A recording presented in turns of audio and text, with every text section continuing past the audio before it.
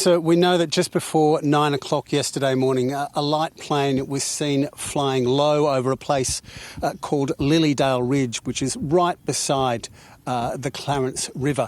Now, it's thought that it struck some power lines, and we know that it crashed with incredible impact into the banks of the river.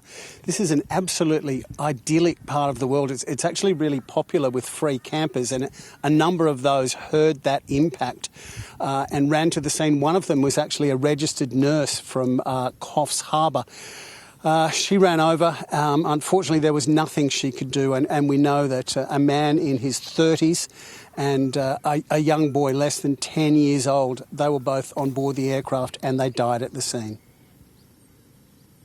It was so intense, the flames and the black billowing smoke, and it was very, very hot, and realised that there was nothing I could do for anyone that was there involved. It was pretty intense.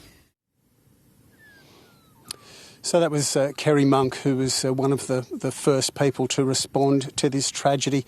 There's still some work to do to find out exactly what happened, whether this was a case of an engine malfunction or just tragic pilot error. We do know that this was a small aircraft, actually a kit aircraft. It was a two-seater Highlander, is what we're being told.